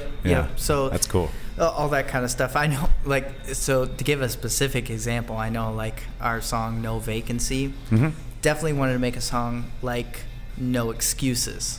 Oh, I love that by song. And it wasn't Alice in Chains. And it wasn't. So The it just turned out title that was not even intentionally done that. I just like the song so much. I just wanted to make a song just like that. So and that that's song why really was in grunge form when everything was really loud and the harmony was beautiful. electric. I mean, the harmony was almost haunting. Yeah, but then it was. like they made this big echoey.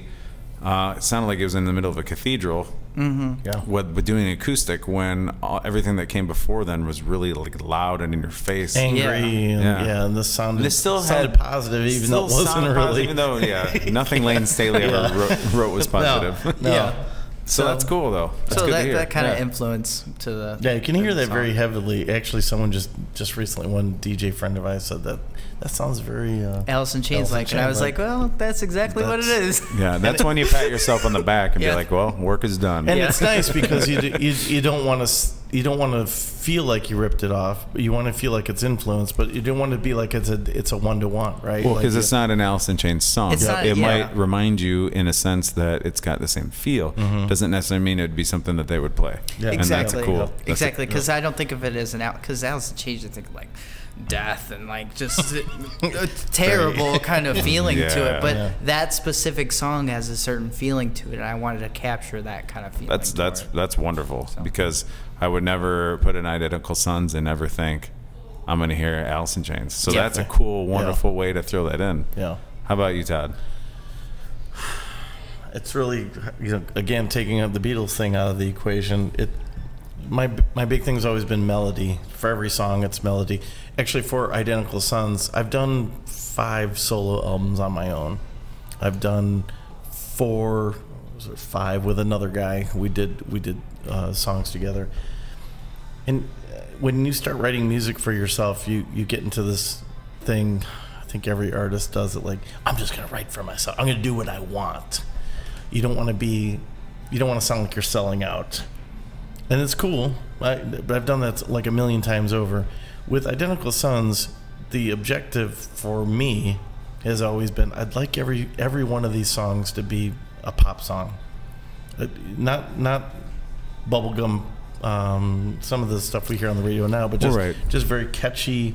Well, pop has changed over the years. Sure. I mean, it's always meant popular is what the word pop derives Which is very from. melodic. There's nothing wrong with that. Very melodic. It sticks with you. I had my friend in town was just like, there's that one part of all of a sudden the background vocal is just sticking in my head like crazy. He's like, that's stuck in my head. Like, yeah. That means you got a hook, and that's a wonderful thing. It was intentional, and so everything was kind of designed that way. I always think of like when Thriller came out, every one of those songs were played on the radio, and I just think that's so cool. Yeah. Do you remember every single song? No, but they were all played on the radio at the time, and I just think they were all worthy of being played on the radio. So rather than writing for just because I want to be this deep dark artist. I've done all that before, and I just wanted every song to be melodic and happy and fun and sticks with you. So with that in mind, bands like ELO, Jeff Lynne, to me, every one of his melodies are always very, they're not stuck within what I always call the 5-note melody. Right. A lot of artists will write within 5 notes. They don't like to go out here. They don't like to go down here. They don't like to go up here. It's very comfortable. Right. They're happy that they wrote a song. They're happy that they put chords together and now they got some guys. But melody, they never really focus on it. And I'm kind of the melody guy in the band. Jeff Lynne's a lot about melody. Again, going back to my 90s influence, Jellyfish, again, they're a conglomerate of a bunch of influences. And so that's always been a big overproduction kind of sound that I love. I love overproduction. Right. It's almost like a negative, I feel, when people talk about it, but I love it. Well, it can be taken in 2 different ways. Overproduction can be a lot of layering and adding different parts, which can be really cool. Overproduction can also be, you're talking about, if not knowing that vocals need to be in tune, well, a lot of overproduction today means that, well, you don't need to have them in tune because we got this little thing that can tune it. Yeah, you're talking about like Ariana Grande versus Queen. Right. Yeah. And you can overproduce drums to where all of a sudden all that breath and all that body that should be making me feel like I'm surrounded by it, all of a sudden just becomes one thin line. Yep. And so that, to me, is the negative overproduction. Sure. You can have overproduction in the sense that it's just a really big and bold production. I don't think it's over unless you are Damien Rice and it's just you and your guitar. And of course, anything that adds more than 3 tracks is going to be overproduction. But it's definitely negative and positive. The Queen influence is exactly it. The big, full, fat sound, the full, fun kind of, listen to all that. Yeah. There's so much to listen to when you go back and listen to, I didn't hear that before. It's like watching a movie, I missed that one thing before. I love that about music when I can go back. Jellyfish, again, just recently, within the last couple of years, they put out their 2 albums without any vocals. So it was all the instrumentation without any of the vocals. The vocals are great because they're very layered and Queen influenced and all that kind of stuff. But now here you're listening to the production without any of that in itself was amazing. So that kind of stuff attracts me. Yeah. And then again, Mike Viola. Mike Viola is big on melody, huge on melody. And so he is halfway there, the song Halfway There. I woke up in the middle of the night because I had a dream that me and Mike wrote a song together. And so I got up, went into the kitchen. We have a pantry, and I went in there and I hummed the melody into my phone at 2 o'clock in the morning. I still have it. And it became the song. And so in my head, I wrote a song with Mike Viola, which it doesn't sound anything like a song that Mike would write, but it, that's what got you to the dance, though. I mean, exactly. It was just a start, something that kind of sparked something. So again, I'd have to attribute Mike to it. Now, we can't have this conversation without having Renee involved. And sadly, he's obviously not local enough to include him. But if you would ask that same question to Renee, Renee is a huge Beach Boys fan. Yeah. Huge. I mean, he knows the ins and outs of the Beach Boys. He's a huge Crowded House fan. So he would bring that kind of, lyrical production quality, instrumentation ideas from that perspective, too. So those are kind of, again, you're kind of coming with, they're similar, I guess, parallel roads to all those musicians, but at the same time not. They would all probably say, we love the Beatles as our influence. Right. But again, from the family tree on, they all have kind of all done their own different things. Well, even the Beatles, after hearing Pet Sounds, they said, we need to start doing what the Beach Boys are doing. This is after Brian Wilson said, we need to start doing what some of the Beatles are doing. Yeah, I know. And so that's a wonderful, wonderful creative environment to be in, because now it's just like, it's a friendly challenge, because it's not necessarily like we need to beat them. It was more like, why aren't we doing the cool stuff that they're doing? And then it was like that back and forth. Yep. And Pet Sounds, I mean, anybody that thinks Beach Boys is just beach music needs to listen to that album alone. That's a whole nother, And especially in the 60s when, they had the Wrecking Crew playing pretty much on the majority of the pop albums, what Brian Wilson brought to the table and how specific he was. That's why I enjoyed when I came in to sit in with you guys for the recording, and you were very specific, and I was like, that's great. Brian Wilson. I'm like, I appreciate that very much. I'm like, because it's going to make this so much better. I mean, you allowed me to experiment a little bit, but there's still, it's nice to have that direction. Like, where are we going as far as feeling? You don't have to tell me where we're going specific note. Mm-hmm. But in the process, if I come across something, you're like, do what you did there, then that's even cooler. Yeah, because yeah. now we are getting there. Now we're getting there, whether it's experimental, whether it's scientific, or both combined. You bring that all into one perfect tunnel vision that explodes when people actually hear it. Then You're chiseling away at a thing, you know. Yeah. You don't know what that thing is until you think you do. Right. But then you do a little thing like a whistle, or you add those kind of like answering vocals. Honestly, they seem insignificant at the time, but it just adds to the whole kind of ambiance of that, that experience. Flavor, So, yeah. Yep. And so I know before we wrap it up, I know you did say that somebody was going to put the mix together for you. Is that correct? As far as like post production mix, are we talking? Is it mastering? Is it what was? He did both. It was mix and mastering. Our friend Andy Reid up in Bay City, big guy up there in the music scene. That's up there. A lot of the guys that are a part of there. He's actually a part of the latter half of the Verve Pipes. Yeah, Verve Pipe. He's a bassist for them. Yeah. And he's been he's a big Mike Viola fan. Actually, he was lucky enough to have Mike Viola, a guy from Canada. His name's Steve Eggers. Wonderful guy. You want to talk about melody? That guy is a genius about melody. Mike, Steve, and Mike was actually a fan of Steve, so it was really cool. Mike and Steve and Andy got to play together up in Bay City together, and then the drummer of Verve Pipe, who's actually one of the original founding members of Donnie Verve Pipe, Brown. Donnie Brown, who actually wrote one of the alternative songs for That Thing You Do when they had the contest. Yeah. He wrote a version of it. I got to hear it. It was amazing. It was just to hear, a different take on That Thing You Do. Yeah. But they had a small kind of band thing together. So we've been associated with Andy for quite a few years now, and Andy's just he's a very pop oriented guy. He's put out a couple albums himself. Really nice guy. Yep. Yeah. American Underdog is one of give him a shout out. American Underdog. Legal Matters. Legal Matters is a couple of his bands that he's involved with. Cool. And we liked his sound, very bright poppy sound, and Andrew did all our recording, but it was just nice. Andrew did all the recording and engineering. I want to throw that word in there too, because he, kind of came up with a lot of the different sounds that we had in there. But we wanted somebody completely, disconnected to us. Like, here you go, do something. Let's see what your take is. You guys have heard it so many times at that point that you almost want to get it out of your ears. Tunnel and let vision. somebody else. You get tunnel vision, like you said. Yep. So we want someone else to, here, do something. Yeah. And what he did was great. I mean, we were involved. We were all very involved. Oh, that needs to come up. I don't know what the normal process is working with somebody exterior, but he was very, very easy to work with. No, yeah, it turned out just like how I was envisioning originally for the mixes to go. So to hear it as good as I thought it was going to sound.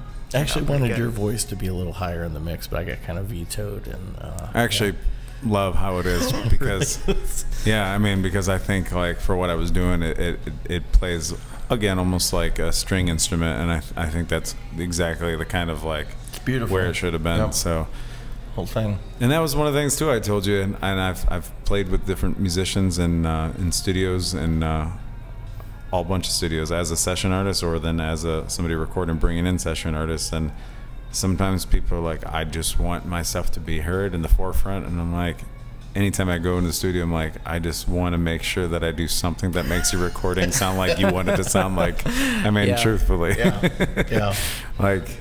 If you're the guy that's just supposed to buckle the seatbelt at Cedar Point, you're not going to be the guy that pulls the crank to like everybody like the whole like full throttle, on the roller coaster. So it's just everybody's got a role, We're all cogs in the thing, but we'd like to think that we have bigger influences at some point. So right. Yep. Well, super cool. Well, ladies and gentlemen, this is Identical Sons members Todd and Andrew. Before I let them go, I do have to ask, how is the dynamic with you, both professionally and personally? As father and son? Yeah. I even told him, I said, yeah, he's probably going to ask that. You got to. Yeah. It's a Yeah. story of itself. No, I mean it can be good and bad, I guess, in a way, because you have. But I mean, I guess that's with like any member of a band. Like Right. You have. But we also work together too, outside of Identical Sons. So Yeah. we have that dynamic where I'm the boss during the day, and then we're kind of peers, in this project. So, yeah, I mean, for the most part, I think we've had some nice blowouts. I mean, there's no out, especially the first album, that we had some real.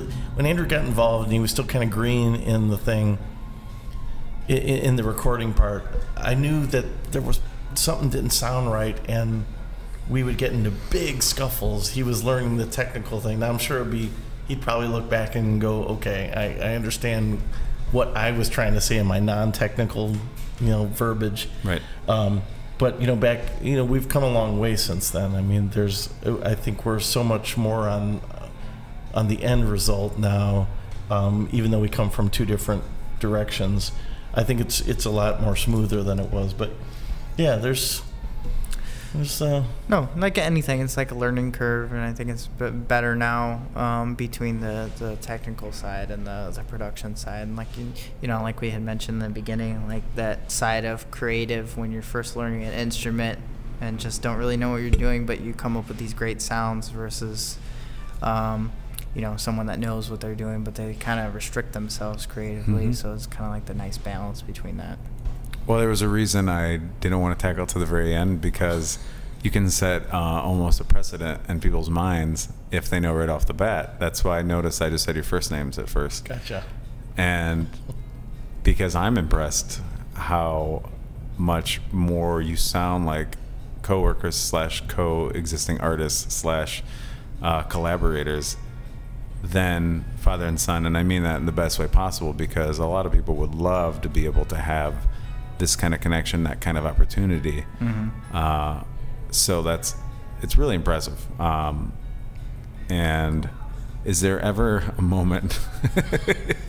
I'm afraid. I do have to Yeah. come back with one more question. Yeah, that's great. Is there ever a moment where it just like you blur the line, where you're just like, okay, now either you're just like, all right, now I'm gonna put you in my place because this is me, or vice versa, you're like, you're only saying this because I'm dad, or right, because he's son. exactly. We do that more in the work environment, I think. Yeah. More work-wise than When I had to ask. I will say, I mean, at least from my perspective, so you can shoot me down if you think differently, but I feel like when it comes to doing the music, if I demand something, I'm not demanding it as dad, I'm demanding it as it's my freaking song, So I come at it from that angle. I don't ever look at him as like, you need to be under my thumb kind of thing. I've never really felt that way. Sometimes I do that in our business because I'm boss, but not dad. I don't really think of the dad role too much. But I think when it comes to music, it's more the possession of the song. Okay, that was loud. You get that. It's more it's more the possession of the song. This is my song. Yeah. Or I really want this. He doesn't want strings. I want strings. Right. That kind of thing. Right. But it isn't because I'm dad. So. Right.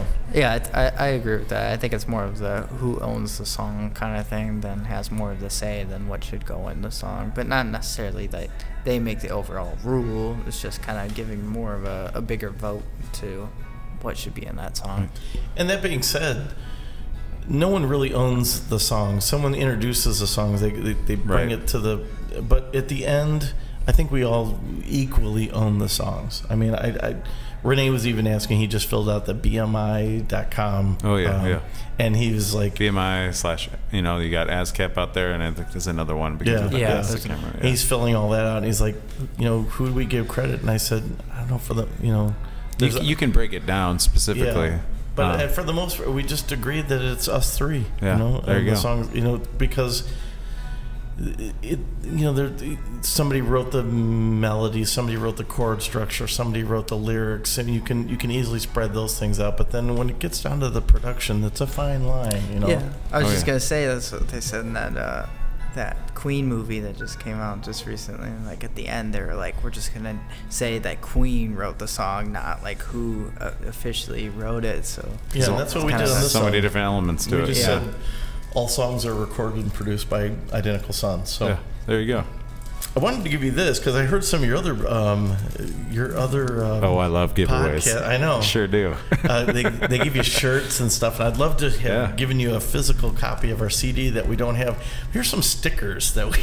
Oh, awesome! I Seems do rather love pathetic. stickers. And your listeners, these things are like probably only 1.5 inches diameter. They're pretty pathetic. Oh looking. well, I mean, But, because I do like coasters for my beer, and that Yeah. kind of looks like a good coaster for not even a shot shot glass. glass. Yeah, exactly. That's what they are. Shot glass coasters. You I can only stick on speak the that table. way because we're sitting in a bar right now. So by bar, I mean a brewing So company. there you go. That's No, that's slick. yeah, I'll that's actually something. probably put one on my keyboard for a There you little go. There plug you go. every time I play. That'd gig. be awesome. cool. This is slick. Well, Identical Sons, they're after 4 years releasing Weak Minded here.